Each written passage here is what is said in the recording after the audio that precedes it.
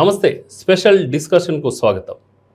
ఇటీవల జరిగిన BRS plenary సందర్భంగా ముఖ్యమంత్రి కల్వకుంట్ల చంద్రశేఖరరావు చేసిన వ్యాఖ్యలు ఇప్పుడు రాష్ట్ర రాజకీయాల్లో సంచలనం సృష్టిస్తోంది. దళిత బంధు పంపిణీలో ఎమ్మెల్యేల చేతివాటం, అదే అవినీతికి పాల్పడినట్లు తన వద్ద చిట్టా ఉందని కూడా ఆయన వారి యొక్క ఎమ్మెల్యేల గురించి వ్యాఖ్యానించారు. ఇప్పుడు ఇదే విషయం రాష్ట్ర వ్యాప్తంగా రాష్ట్ర రాజకీయాల్లో చర్చనీయాంశంగా మారింది. దీనిపై మాట్లాడటానికి జనగామ జిల్లా బీజేపీ ప్రధాన కార్యదర్శి కర్రా శ్రీనివాసరెడ్డి గారు మనతో పాటు ఉన్నారు. వారికి స్వాగతం పలుకుతాం. దీనిపై ఆయన్ని కొన్ని క్వశ్చన్స్ వేసి సమాధానం రాబట్టే ప్రయత్నం చేద్దాం. సో నమస్కారం శ్రీనివాస్ గారు. నమస్కారం అండి. మనం చూసాం మొన్న మీడియాలో ముఖ్యమంత్రి కేసీఆర్ గారు చేసిన వ్యాఖ్యలు ఏదైతే ఉన్నాయో, అంటే తమ ఎమ్మెల్యేల గురించి ఆయనే మరి చిట్టా నా దగ్గర ఉందని చెప్పేసి అంటున్నారు. సో దీనిపై మీరు, మీ పార్టీ లేదా మీరు ఏ విధంగా స్పందిస్తారు? వాస్తవానికి ఇది నాకు తెలిసి భారతదేశంలో ఏ రాష్ట్రంలో చెయ్యని రీతిలో ఒక ముఖ్యమంత్రి ఇలా వ్యాఖ్యలు చేయడం జరిగింది. అతని సొంత పార్టీ, సొంత ఎమ్మెల్యేలే, వాళ్ళ పార్టీలో పనిచేస్తున్న ఎమ్మెల్యేలే వాళ్ళ చేసిన అవినీతిని చేశారని ముఖ్యమంత్రి గారే ఒప్పుకున్నాడు. ముఖ్యమంత్రి ఒప్పుకొని కనీసం వాళ్ళు ఒప్పుకున్న పేర్లు చెప్పకుండా, వాళ్ళ లిస్టు బయట తీయకుండా ఊరికనే పిల్లలు ఆ మాటలు మాట్లాడడం నిజంగా వాళ్ళ అవినీతికి వాళ్ళే అవినీతి చేస్తున్న ఒప్పుకోవడం జరిగింది. మొత్తం తెలంగాణలో ఇలా బీఆర్ఎస్ పార్టీ అవినీతికి పాల్పడుతుందని డైరెక్టర్ స్వయంగా ముఖ్యమంత్రి ఒప్పుకున్నాడు. మేమేమంటున్నాం అంటే ఆ ముఖ్యమంత్రి గారికి ఒకటే విన్నతిస్తున్నాం, మీకు దగ్గర ఉన్న ఎమ్మెల్యే చిట్టా ఎంతమంది ఉన్నా? నువ్వు 100 మంది, మీ 100 మంది ఎమ్మెల్యేలు చేస్తున్నారా, లేకుంటే కొందరే చేశారా? అందరినీ చిట్టా తీయమంటున్నాం మేము. ఇమీడియట్గా ఈ చిట్టా బయట తీయాలి, మీరు వాళ్ళని బర్తరఫ్ చేయాలి. అంతేగాని అవినీతి చేసినా కూడా మా క్యాబినెట్లో పెట్టుకుంటాం, అవినీతి చేసిన ఎమ్మెల్యే మా ఎమ్మెల్యేలే కానీ ఇప్పటికీ సర్దుకుంటారు అని మీరు సర్ది చెప్పడం కరెక్ట్ కాదు. ఎందుకంటే ఇది ప్రజాధనం, ప్రజల సొమ్ములు. ఈ దళిత బంధన యొక్క కాన్సెప్ట్ ప్రజల కోసం, ఒక పేద ప్రజల కోసం చేస్తున్న కాన్సెప్ట్. మీకు మీరే మా ఎమ్మెల్యే 3 లక్షలు తీసుకుంటుండు, అక్కడ 5 లక్షలు తీసుకుని చెప్పినప్పుడు నువ్వు ఇచ్చే 10 లక్షలు 5 లక్షలు కమిషన్ తీసుకోవడం ఎందుకు? ఈ పథకాన్ని నీరు కార్చడం ఎందుకు? అందుకే మీ ఈరోజు భారతీయ జనతా పార్టీ ఏం డిమాండ్ చేస్తుందంటే, ఇమీడియట్లీగా మీ దగ్గర ఎంతమంది అవినీతి చిట్టా ఉందో ఆ చిట్టాను రిలీజ్ చేయండి, వాళ్ళని బర్తరఫ్ చేయండి. మళ్ళీ రాబోయే రోజుల్లో వాళ్ళకి టికెట్ ఇవ్వకుండా వాళ్ళని కట్టడి చేయండి. అంతేగాని ఏదో మేము చెప్పేశాము మీ చిట్టా మా దగ్గర ఉందంటే అది ఎవరికి సంకేతం అర్థం కావట్లేదు. అంటే ఇప్పుడు ఏదైనా సరే నిజంగా అది జరగకపోతే ఆ మనసు నుంచి రాదు యాక్చువల్గా చెప్పాలంటే. సో ఒక విధంగా చెప్పాలంటే తమ ఎమ్మెల్యేల గురించి ఒక ముఖ్యమంత్రి హోదాలో ఉన్న కేసీఆర్ గారు చెప్పడం అనేది కూడా ఒక విధంగా హర్షించాలి. అలాంటిది ఇప్పుడు మీరు చెప్తున్నారు, డిమాండ్ చేస్తున్నారు ఏమనంటే వాళ్ళని బర్తరఫ్ చేయాలి. ఒకవేళ బర్తరఫ్ చేస్తే రాబోయే రోజుల్లో, కొద్ది రోజుల్లోనే ఎలక్షన్స్, అంటే ఆపద్ధర్మ ముఖ్యమంత్రి కాబోతున్నారు. సో కొంచెం ఇబ్బంది కలిగే పరిస్థితి ఉండదంటారా? మేమేమంటున్నాం అంటే ఆయన బర్తరఫ్ చేసే దమ్ము, ధైర్యం ఆయన లేదండి ఫస్ట్ ఆఫ్ ఆల్. ఎందుకంటే ఒక్కరు ఇద్దరు లేరు. ఆయన క్యాబినెట్లో ఉన్న టీఆర్ఎస్ పార్టీ నుంచి గెలిచిన ప్రతి ఒక్క ఎమ్మెల్యేకు ఈ దళిత బంధులో ఇన్వాల్వ్మెంట్ ఉంది. ఒక్కరు నాట్ ఓన్లీ 2-3 కాదు, నాకు తెలిసి ఆ సంఖ్య మినిమం 78% ఉంది. 80 మంది ఎమ్మెల్యేలు ఇన్వాల్వ్మెంట్ అయ్యారు. ఎందుకంటే ప్రతి అసెంబ్లీలో, కాన్స్టిట్యూన్సీలో ఈ దళిత బంధు మూవ్మెంట్ చేశారు. ఏది అక్కడక్కడ కొందరికి ఇస్తూ, ఆ దళిత బంధు కూడా వాళ్ళ సొంత నాయకులకు, సొంత కార్యకర్త పిల్లలు, వాళ్ళ చుట్టాలకు, వాళ్ళ రిలేషన్కి ఇస్తూ ఈ కార్యక్రమాన్ని పెద్ద ఎత్తున కుంభకోణం నడుపుతున్నారు. అయితే మేమేమంటున్నాం అంటే వీళ్ళు బర్తరఫ్ చేసే దమ్ము, ధైర్యం కేసీఆర్కి లేదు. అందుకే మేము అంటున్నాం, ఈరోజు మీరు బయట పెట్టండి, ఆ చిట్టా బయట పెట్టండి. ఫస్ట్ ఆఫ్ ఆల్ బయట పెట్టండి. బయట పెట్టినాక ఏం చేయాలనేది ప్రజలు డిసైడ్ చేస్తారు. రాబోయే ఎలక్షన్లలో వాళ్ళకి ఓటేయాలా లేదా, మేము ఏం చేయాలని ప్రజలు ఆలోచిస్తారు. కానీ ఇలా చెప్పి తప్పించుకోవద్దు అనేది మా డిమాండ్. ఖచ్చితంగా మీరు బయట పెట్టాల్సిందే. ఇంకొక విషయం మీరు అన్నారు, జరుగుతూనే చెప్పాడు. ఈ గత 6 నెలల కిందనే, గతంలో కూడా ఇదే సీఎం కేసీఆర్ గారు గతంలో కూడా చెప్పాడు, కొందరు దళిత బంధు కాడ మీరు లంచాలు తీసుకుంటున్నారు, మీరు జాగ్రత్త ఉన్నారని 6 నెలల కింద చెప్పాడు ఈ విషయం. ఇదే ఇప్పుడు రాలే, ఆ దృష్టికి ఎప్పుడో వచ్చింది. కానీ ఈరోజు బయట పెట్టిన పరిస్థితి, బయట పెడితే ప్రభుత్వం పడిపోతుంది, మళ్ళీ ప్రభుత్వం నిలబడే అవకాశం లేదు.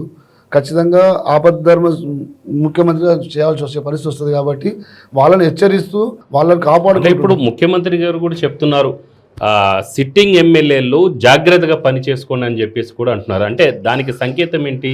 ఇప్పుడు దళిత బంధువులో మరి అవినీతికి పాల్పడుతున్నారు ఎమ్మెల్యేలను కూడా కొంతమంది చిట్టా ఉందని చెప్తున్నారు.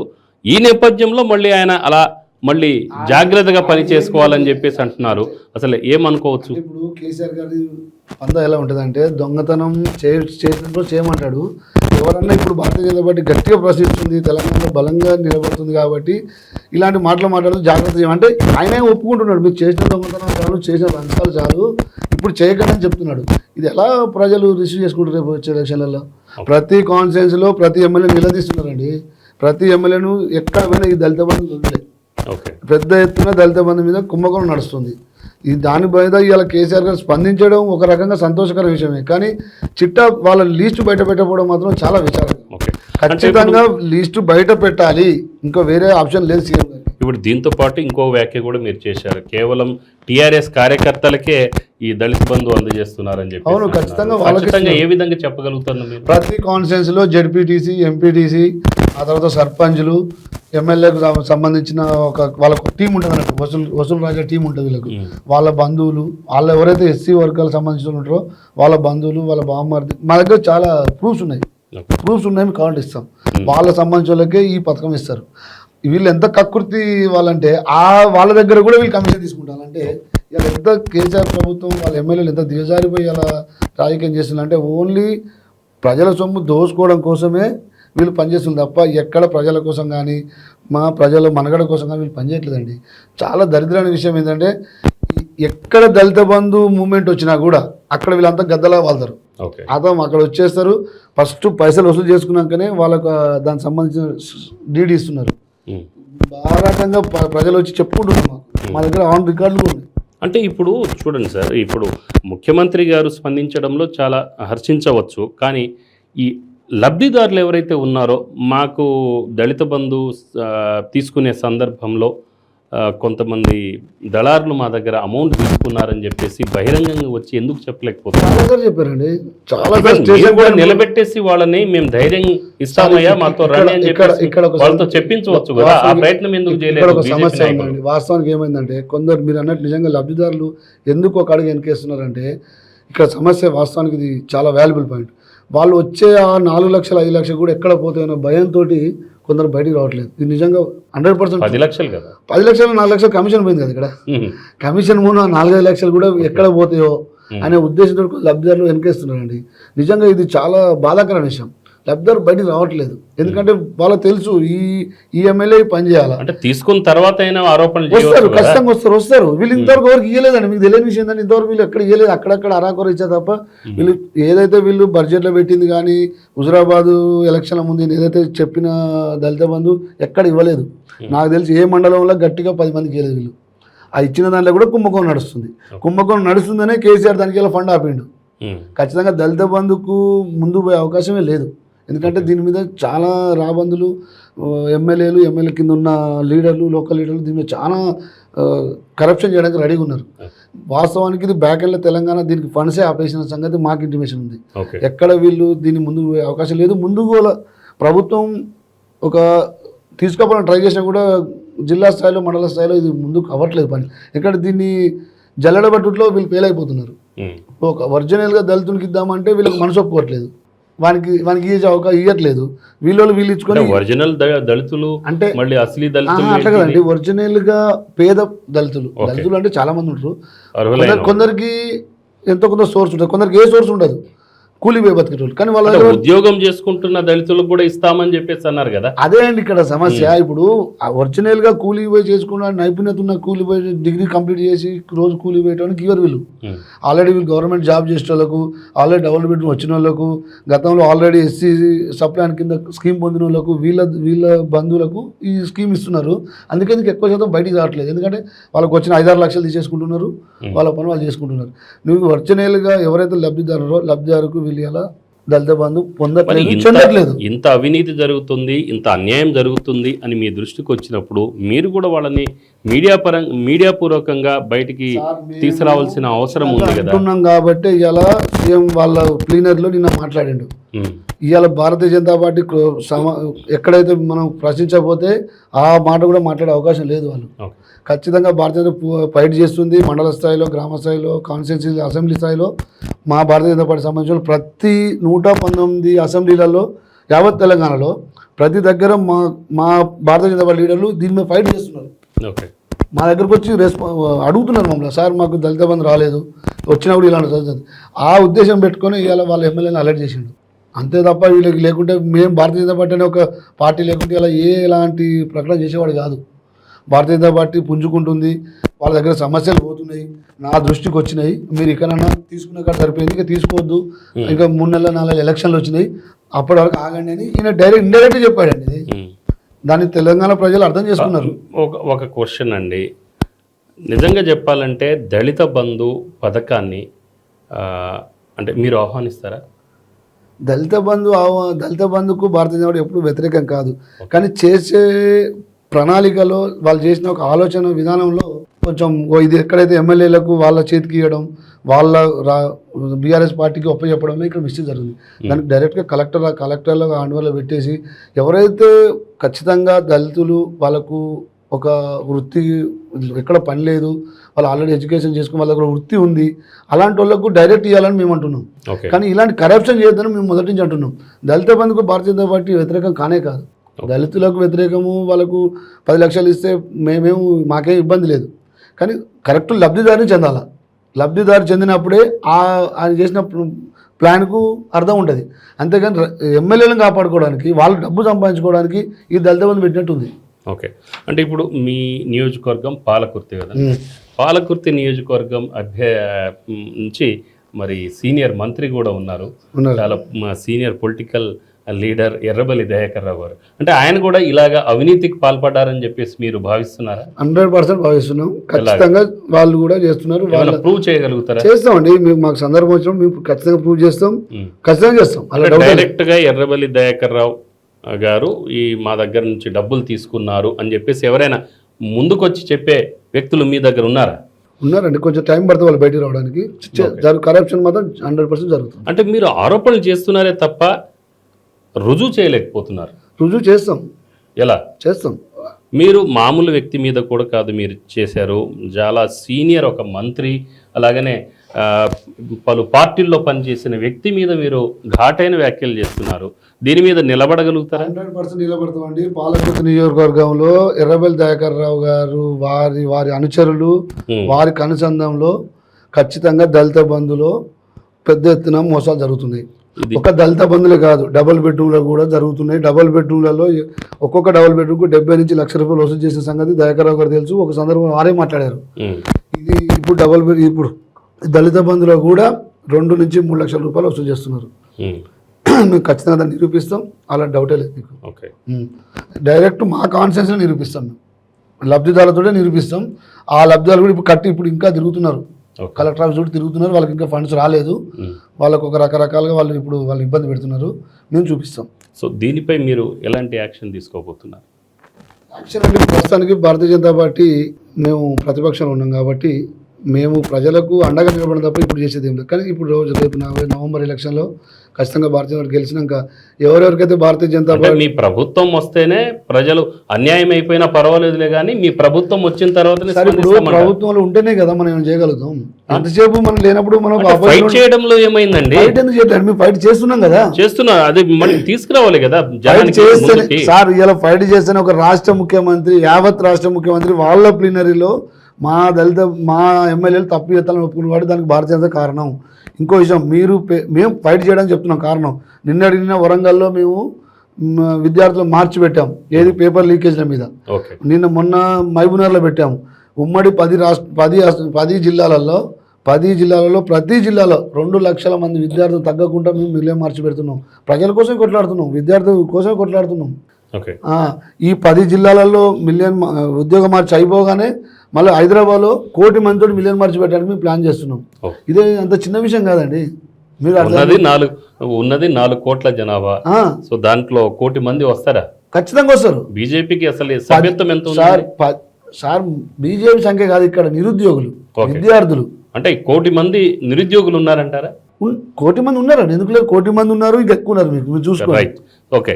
అంటే ఇప్పుడు మీరు లీకేజ్ గురించి చెప్పారు కాబట్టి, అంటే మీరు ప్రజల కోసం మాట్లాడరా అంటే మొన్నటి మన వరంగల్లో మిలియన్ మార్చి చూశారు మీరు, ఉద్యోగుల మార్చి, నిరుద్యోగ మార్చి చూశారు. నిన్న మహబూబ్నగర్లో చూశారు, ఉమ్మడి జిల్లాలో. నెక్స్ట్ ఖమ్మం, కరీంనగర్, ఉమ్మడి 10 జిల్లాలలో మేము ఎవ్రీ సండే ఎవ్రీ ఒక సండే మీ ఉద్యోగం మార్చి పెట్టి దీన్ని మళ్ళీ హైదరాబాద్లో మిలియన్ మార్చిలో పెట్టాలనేది మా పార్టీ ఆలోచన. రైట్. అయితే దీని ఇప్పుడు మీద చాలా ఎక్సైజ్ చేస్తుంది పార్టీ. ఇప్పుడు చూడండి, ఈ గ్రూప్స్ పేపర్ లీకేజీలో విషయంలో కానీ, లేదు అంటే ఇటీవల 10th క్లాస్ పేపర్ లీకేజ్ విషయంలో కానీ, ఇది బండి సంజయ్, బీజేపీ రాష్ట్ర అధ్యక్షుడు బండి సంజయ్ కావలసి చేయిస్తున్నారని, వారి వ్యక్తుల్ని ఆయా కార్యాలయాల్లో ఉపయోగించుకొని లీకేజ్ చేయిస్తున్నారని కూడా ప్రభుత్వం వైపు నుంచి గట్టి వాదన కూడా జరిగింది. ఆయన అరెస్ట్ చేసి జైల్లో కూడా పెట్టారు. సో దీన్ని ఏ విధంగా చూడాలి మీరు? ప్రజల కోసం, నిరుద్యోగుల కోసం భారతీయ జనతా పార్టీ నిరంతరం పనిచేస్తుంది, మీకు తెలుసు. అదేవిధంగా మా బండి సంజయ్ గారు అరణిసలు ఓన్లీ పార్టీ కోసం, ప్రజల కోసం, తెలంగాణ ప్రజల కోసమే పనిచేస్తున్నాడు. Paper leakage already EAMCET paper దీని లీకేజ్ల మీదనే మేము ఆల్రెడీ దాని మీదనే మేము రెగ్యులర్ ఫైట్ చేస్తున్నాం. ఇంత అసమర్థ ప్రభుత్వం ఖాళీ 10th క్లాస్ ఎగ్జామ్ నిర్వహించడంలో కూడా వీళ్ళు ఫెయిల్ అయిపోయి ఆ బండ మా మీద తెచ్చేసి మా సంజయ్ గారిని అరెస్ట్ చేసి, అంటే కొన్ని ఆధారాలు దొరకకపోతే ఆధారాలు ఏంటంటే ఇలా సోషల్ మీడియా వాట్సాప్ గ్రూపులు ఇవన్నీ కామన్ అయిపోయినాయండి. ఆ స్టూడెంట్ వాళ్ళ పేరెంట్స్ ఎవరికో పెట్టారంట. ఆల్రెడీ అప్పటికే ఎగ్జామ్స్ కూడా అయిపోయే టైంకి వచ్చింది. దాని పేపర్ లీకేజ్ అనగలేదు మనం. సరే పేపర్ లీకేజ్ ఉండేది, అదేమన్నా అది ఏదైనా తప్పది. లీకేజ్ ఓకే, 9 o'clock 9:30 వరకు బయటకు వచ్చింది. లీకేజ్ అయిందంటే మా పార్టీ సంజయ్ గారి వాట్సాప్ కి ఎప్పుడు వచ్చింది? అది జస్ట్ ఒక హాఫ్ అన్ అవర్ 1 hour లోపలే వచ్చింది. వాట్ ఎవర్, అసలు ఎప్పుడు వచ్చిందనే సంగతి తర్వాత, అసలు ఎందుకు వచ్చిందనే సంగతి తర్వాత. ఇప్పుడు అక్కడున్న స్టూడెంట్ ఎలా తీశాడు, మీ పోలీస్ శాఖ మీ చేతిలో కంట్రోల్లో పెట్టుకొని మీరు అక్కడ ఎస్కార్డ్ కరెక్ట్ పెట్టుకోకుండా ఒక స్టూడెంట్ అక్కడికి ఎలా వెళ్ళాడు, ఎలా ఫోటో పంపించాడు, అది మీరు అక్కడ మీరు స్టార్టింగ్లో మీరు కేసును కంట్రోల్ చేయకుండా ఎవరో సోషల్ మీడియాలో వైరల్ అవుతుంటుందండి. ఇప్పుడు మీరు మాకు పెడతా, నేను వాళ్ళకి పెడతా, దానికి మాకేం సంబంధం? ఇప్పుడు నాకు కూడా వచ్చింది, నేను ఓపెన్ కూడా చేయలేదు, దానికి సంబంధం నాకెలా సంబంధం? అది బండి సంజయ్ గారు ఏం సంబంధం? మాజీ ఇంతకుముందు గతంలో ఉన్న ఒక పేపర్ విలేకరు, ఒక అభ్యర్థి ఆయన పెట్టారంట, అతను జనరల్ గ్రూప్లో వైరల్ చేశాడు.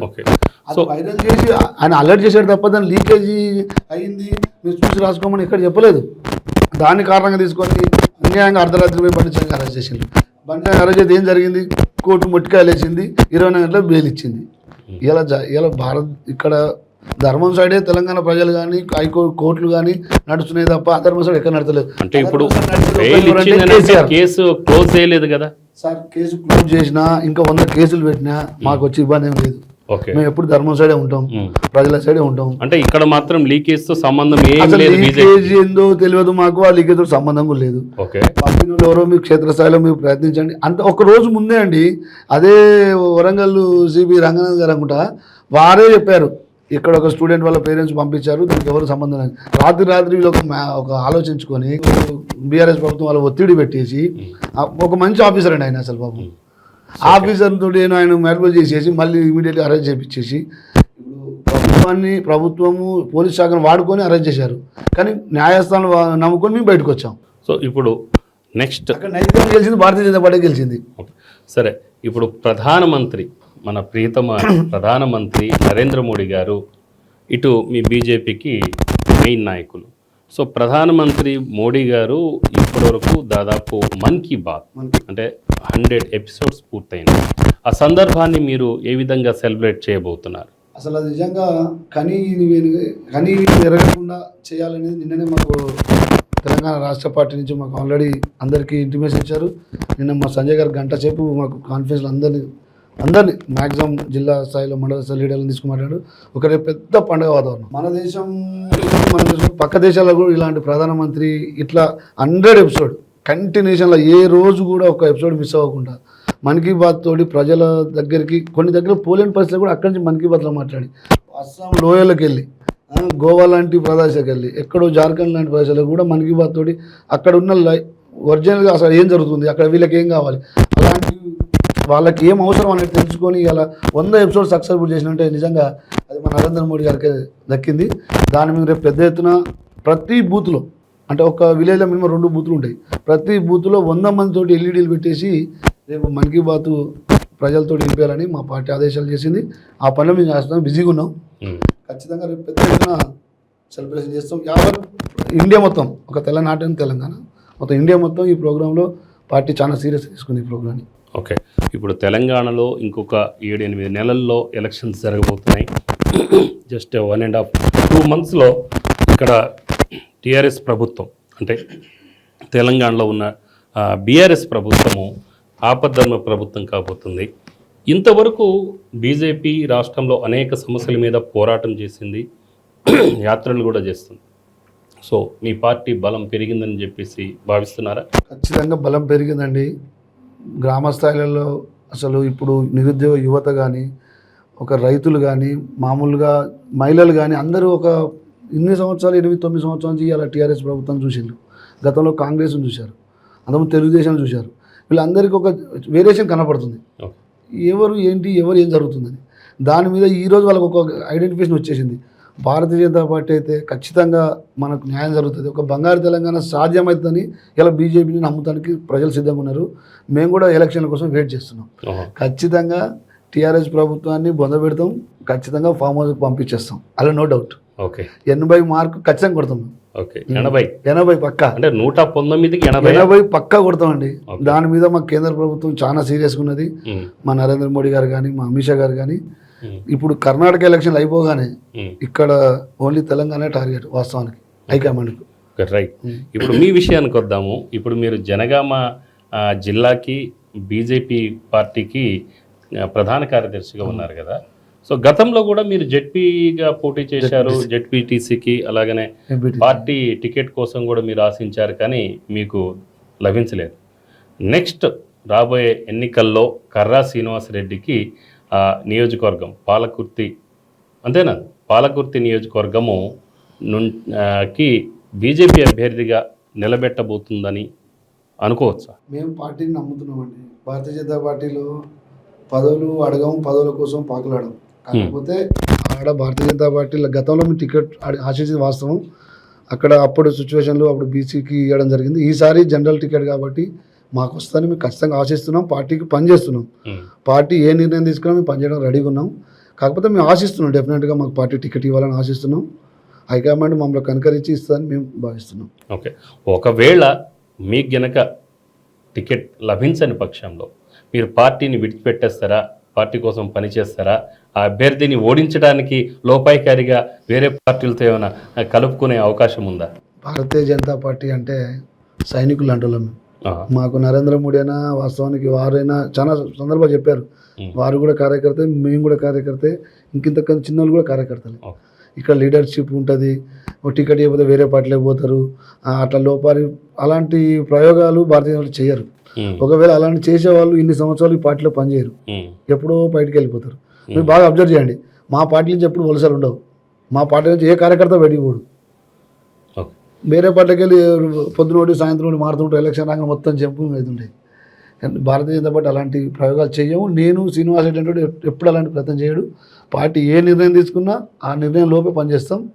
ఖచ్చితంగా ఎవరికి అవకాశం ఇచ్చినా పనిచేస్తాం, అలా నో డౌట్, అసలు డౌటే లేదు అలా. సో వెరీ గుడ్ డెసిషన్ అండి. ఎందుకంటే కొంతమంది పార్టీ టికెట్ ఆశించి భంగపడతారు, ఆ తర్వాత వాళ్ళు నాకు ఈ పార్టీకి నేను పనిచేశాను, నాకు వద్దు, నేను వేరే పార్టీలో వెళ్ళిపోతానని చెప్పేసి అంటారు. సో ఒకవేళ నిజంగా మీకు మిగతా వేరే పార్టీ ఏదైనా బలం ఉంది అక్కడ అనుకున్నప్పుడు ఆ పార్టీ కనుక మిమ్మల్ని ఆహ్వానిస్తే వెళ్ళే అవకాశం బలం ఉన్న పార్టీ భారతీయ జనతా పార్టీ. ఇంకా బలం గురించి మాట్లాడే అవసరం లేదు పాలకృతిలో. బలం ఉన్న పార్టీ భారతీయ జనతా పార్టీ. చివరికి చెప్పండి, టీఆర్ఎస్ పార్టీని ఓడగొట్టేదే భారతీయ జనతా పార్టీ, దయాకర్ రావుని ఓడగొట్టేదే అక్కడ భారతీయ జనతా పార్టీ. మీరు దయాకర్ రావు గారి మీదనే బాగా మా ప్రత్యర్థి వాళ్ళే. గత 30 సంవత్సరాలు వాళ్ళే పరిపాలిస్తున్నారు. అప్పుడు టీడీపీలో పనిచేసాడు. టీడీపీలో పనిచేసినప్పుడు తెలంగాణకు భద్రశత్రువు ఆయన. అంటే ఇప్పుడు దాదాపు ఆయన 2-3 దశాబ్దాల నుంచి అదే సార్. ఇప్పుడు టీడీపీలో పనిచేసినప్పుడు ప్రజల్లో బాగా పాతుకుపోయి ఉన్నారు. టీడీపీలో పనిచేసినప్పుడు అలాంటి వ్యక్తిని, ఆ ఘట్టాన్ని మీరు పగలగొట్టగలరా? ఓడించగలరా? నేను చెప్తున్నాను, టీడీపీలో పనిచేసినప్పుడు ఇదే దయాకర్ రావు గారు తెలంగాణకు విరోధి, తెలంగాణకు అపోజిట్ క్యాండిడేట్ ఆయన. ఆ రోజు తెలంగాణలో మీ ఉద్యమం అంత జరుగుతున్నా కూడా, శ్రీకాంతాచార్య వాళ్ళు కాలబెట్టుకు చచ్చిపోయినా కూడా ఆయన అదే చంద్రబాబు నాయుడు పట్టుకొని జనగాం తీసుకోవడానికి ప్రయత్నించిన ఒక తెలంగాణ ద్రోహి దయాకర్ రావు. బాగా గుర్తుంచుకోండి. ఎప్పుడైతే 2014లో తెలంగాణ వచ్చినాక కూడా తెలుగుదేశం జెండా మీద గెలిచిండు. ఇప్పుడు చూడండి సార్, తెలంగాణ జెండా గెలిచి ఒక ఎప్పుడైతే ఇక్కడ టీడీపీ నీరు గారిపోతుందో అన్న పక్షంలో ఇమీడియట్లీగా ఆయన ఇలా టీఆర్ఎస్ పార్టీకి వచ్చిండు. అంటే అవకాశం కోసమే పనిచేస్తాడు, అవకాశవాది కోసమే పనిచేస్తాడు. సొంత తమ్ముడిని కూడా మేలుకోరిన క్యాండిడేట్ దగ్గర వాళ్ళ సొంత తమ్ముడు ప్రదీప్ రావు గారు ఇలా బీజేపీలోకి వచ్చారు. మీకు ఐడియా ఉండాలి. అంటే వారి వ్యక్తిత్వం వేసి ఉంటుందంటే వారు మాత్రమే బాగుండాలి. వారు ఏ పార్టీ అయినా కానీ అక్కడ ఏ పార్టీ గెలిచినా పర్వాలేదు, ఆ పార్టీలో చంపే తత్వం. తెలంగాణ ఉద్యమానికి వ్యతిరేకంగా పనిచేసిన క్యాండిడేట్ ఇలా దగ్గర కేసీఆర్ పక్కన కూర్చోబెట్టుకుంటే కేసీఆర్ గారికి నైతిక బాధ్యత లేదా, లేకుంటే ఆయన రావడానికి ఆయనకు బాధ్యత లేదా, అంటే విలువలు లేవో అర్థం కానీ రాజకీయం చేసేది దయాకర్ రావు. అందుకే పాలకుర్తిలో ప్రజలందరూ చూస్తున్నారు. 2 సార్లు అవకాశం ఇచ్చారు, గతంలో టీడీలో 2 సార్లు ఇచ్చారు. అంటే ఇప్పుడు తెలంగాణనిచ్చిన కాంగ్రెస్ పార్టీ అక్కడ గెలవలేకపోయింది, బీజేపీ ఎలా గెలుస్తుంది అక్కడ, ఎలా అనుకుంటున్నారు? తెలంగాణ ఇచ్చింది బీజేపీ కదా, పార్లమెంట్ లో తెలంగాణ ఇచ్చింది, అవుట్ రైడర్ సపోర్ట్ చేసింది బీజేపీ. సపోర్ట్ చేశారు కాంగ్రెస్ మీద, కాంగ్రెస్ పార్టీ కాంగ్రెస్ మేడం మీద కత్తి పెట్టి బిల్లు పెట్టించిందే బీజేపీ. ఆ రోజు అంటే ప్రజలు అర్థం చేసుకుంటారు. కాంగ్రెస్ చూడండి సార్, కాంగ్రెస్ అధికారంలో ఉంది, ఇవ్వడానికి శక్తి వాళ్ళ చేతిలోనే ఉంది.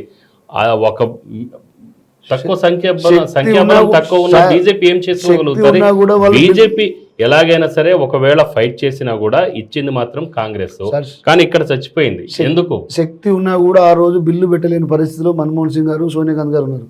అప్పుడు భారతీయ జనతా పార్టీ మీరు పెడతారా, పెట్టకపోతే 2014 వచ్చి మా ప్రభుత్వం మేము ఖచ్చితంగా తెలంగాణ ఇస్తామని అవుట్ రైడ్ చెప్పినాం పార్లమెంట్లో. ఆ విషయం మీ అందరూ తెలుసు. ఎట్లయినా వీళ్ళు పార్లమెంట్ 2014లో బీజేపీ ఫామ్ అవుతుంది, ఆ క్రెడిట్ మాకు వదిలొద్దనే ఉద్దేశంతో కాంగ్రెస్ ముందడుగేసింది. అది మంచిది, అది అందరికీ మంచిదే, అలా ప్రాబ్లం లేదు. కానీ వాళ్ళు ఆ ఏదైతే తెలంగాణ ఇచ్చిన క్రెడిట్ని వాళ్ళు కాపాడుకోలేకపోయారు. వాళ్ళ లోకల్ రాజకీయాలు వాళ్ళ సమస్య. ఫైనల్గా చెప్పండి సార్, ఇప్పుడు దళిత బంధు అనేది మంచి పథకం అని మీరు ఇందాక చెప్పారు కదా. సో ఈ దళిత బంధు మీద కొన్ని ఆరోపణలు జరుగుతున్నాయి, అలాగనే అవినీతి జరుగుతుందని మీరు ఆరోపణలు చేస్తున్నారు. బట్ కేంద్ర ప్రభుత్వం మీ చేతిలో ఉంది, బీజేపీ చేతిలో ఉంది. అలాంటప్పుడు ఇతర రాష్ట్రాల్లో బీజేపీ ఈ దళిత బంధు లాంటి స్కీమ్ని ఎందుకు తీసుకురాలేకపోయింది? దళిత బంధు ఇస్తేనే దళితులు బాగుపడతారు అనుకోవడం కేసీఆర్ అవివేకం. బాగా అబ్జర్వ్ చేయండి. నేను ఇస్తున్నానండి క్వశ్చన్ కాదు, కేసీఆర్ గారికి ఇస్తున్నా, మీకు ఇస్తున్నా. ఓకే, దళిత బంధు ఇస్తేనే దళితులు బాగుపడతారు అనుకోవడం కన్నా మూర్ఖత్వం ఇంకోట్లేదు. సరే, వారు ఇక్కడ ఇంప్లిమెంట్ చేశారు కాబట్టి మేము వ్యతిరేకించట్లేదు, దాన్ని మేము పారదర్శకంగా నడుపుకుంటున్నాం. అది వన్ ఆఫ్ ద స్టోరీ. మీరు యావత్ భారతదేశం గురించి మాట్లాడుతున్నారు, ఎందుకు ఇవ్వట్లేదంటే అక్కడ వాళ్ళకి ఏం ఎడ్యుకేషన్ కావాలి, వాళ్ళకి ఏం ఫెసిలిటీస్ కావాలి, రాజ్యాంగంలో ఏం పొందుపరచుని అన్ని భారతీయ జనతా పార్టీ చేస్తుంది. ఎక్కడ దళితులను భారతీయ జనతా పార్టీ తగ్గట్లేదు, వాళ్ళ హక్కులను ఎక్కడ మేము కాలు రాయట్లేదు. ఏ రాష్ట్రంలో అయినా అక్కడ దళితులకు కావాల్సిన ఎడ్యుకేషన్ ఇస్తున్నాం, కావాల్సిన ఫెసిలిటీస్ ఇస్తున్నాం, కావాల్సిన ఫైనాన్షియల్ సపోర్ట్ చేస్తున్నాం. ఇవన్నీ అన్ని పార్టీలు ఏ పార్టీ వచ్చినా కూడా ఇలాంటి ఫెసిలిటీస్ ఇస్తారండి, ప్రైమరీ ఫెసిలిటీస్. కానీ దళిత బంధు అనేది కొన్ని ల్యాక్స్ ఆఫ్ రూపీస్ ఒక ఫ్యామిలీకి ఇవ్వటం ద్వారా వాళ్ళు వెంటనే అభివృద్ధి చెందే అవకాశం ఉంటుంది కదా, వాళ్ళ కళ్ళల్లో సంతోషాన్ని చూసే అవకాశం. ఒక్క విలేజ్లో 120 నుంచి 130 ఫ్యామిలీస్ ఉంటాయండి, ఎస్సీ కమ్యూనిటీ సంబంధించిన దళితులు. ఎంతమందికి ఇస్తున్నాడు కేసీఆర్? ఓకే, చెప్పండి. మండలానికి 100 మంది అంటున్నాడు. ఒక్క మండలంలో కనీసం అంటే 50 విలేజ్లు ఉంటాయి, అంటే డివైడెడ్ బై 2, అంటే ఒక విలేజ్కి 2 ఇస్తున్నాడు.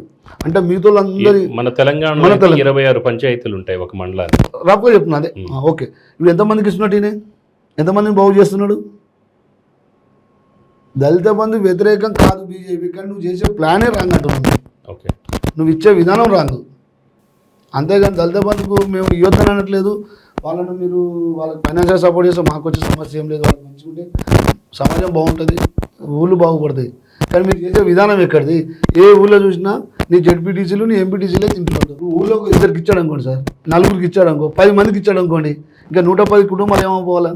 ఓకే, చెప్పండి, క్వశ్చన్కి ఆన్సర్ చెప్పానండి. ఇది మీరు పంపించండి. ఇవాళ నువ్వు ఓకే కేసీఆర్ గారు, ఐఎమ్ వెల్కమ్ టు యూ.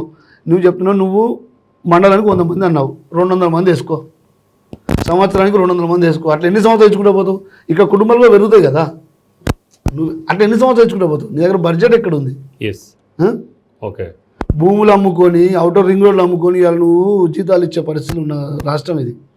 ఒకప్పుడు మనం అందరికి ఇచ్చే రాష్ట్రం మనది, మిగులు రాష్ట్రాన్ని 85,000 కోట్ల మిగులు రాష్ట్రం మన ఆంధ్రప్రదేశ్లో వచ్చినాయి. ఇలా దగ్గర 4 లక్షల కోట్లు అప్పు చేసిన ఒక ఏమంటారు కానీ అంత చాతగాని సీఎంగా తయారైపోయాడు. ఓకే. సో స్పెషల్ డిస్కషన్కి మీరు ఇక్కడ తెలంగాణలో ఎలక్షన్ల కోసం ప్రజలు వెయిట్ చేస్తాను, ఆయన చేతిలో ప్రభుత్వం లేదంటే తెలంగాణ ప్రజలు రెడీగా లేరు. ఓకే, అంటే ఇప్పుడు బీజేపీ నెక్స్ట్ ప్రభుత్వం 100% బీజేపీ గెలుస్తుందండి, no doubt. Okay, all the best అండి ఒకవేళ మీ ప్రభుత్వం వచ్చినప్పుడు. ఓకే, సో మొత్తానికైతే మీరు ఈ స్పెషల్ డిస్కషన్ వచ్చి మీ యొక్క అమూల్యమైన సందేశాన్ని మాకు మా ప్రేక్షకులకు అందించినందుకు ధన్యవాదాలు. సో ఇదండి ముఖ్యమంత్రి కేసీఆర్ ప్రవేశపెట్టిన, అంటే ఈ బీఆర్ఎస్ ప్రభుత్వం ప్రవేశపెట్టిన దళిత బంధు స్కీమ్, అలాగనే దాంతోపాటు డబల్ బెడ్రూమ్ స్కీమ్లో కూడా చాలా అవినీతి పరులు తయారయ్యారు. అలాగనే ఇటీవల బీఆర్ఎస్ ప్లీనరీలో ముఖ్యమంత్రి చేసిన వ్యాఖ్యలను తమ ప్రభుత్వానికి, తమ ప్రభుత్వంలో తమ ఎమ్మెల్యేలు అవినీతికి పాల్పడుతున్నారని చెప్పేసి చిట్టాను ఆయనంతటా ఆయనే బయటకు పెట్టడం ద్వారా ఆ యొక్క ఎమ్మెల్యేలను వెంటనే బర్తరఫ్ చేసి ప్రజలకు న్యాయం చేయాల్సిన అవసరం ఎంతైనా ఉందని చెప్పేసి మరి కర్ర శ్రీనివాసరెడ్డి గారు భావిస్తున్నారు. ఇది ఈరోజు 95 న్యూస్ యొక్క స్పెషల్ డిస్కషన్. చూస్తూనే ఉండండి 95 న్యూస్. Thank you. నమస్తే.